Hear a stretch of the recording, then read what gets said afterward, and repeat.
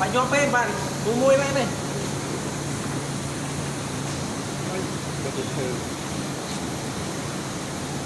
mùi vào còn phố này thì cho xe mọi đánh bạch chợ mà màu đây mấy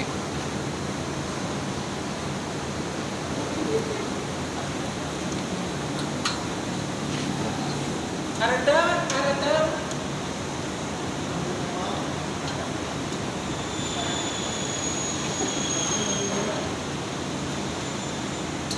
chó vậy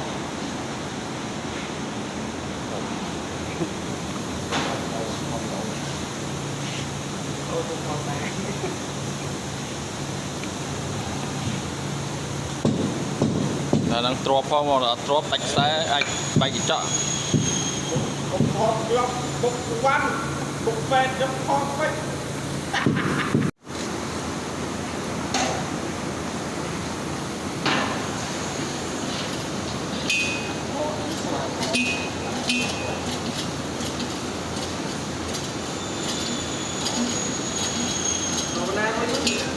nàng nghe coi cha ói lăn chi lư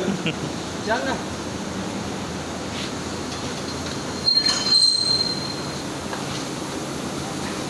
lăn một cái tiếng nói là bắt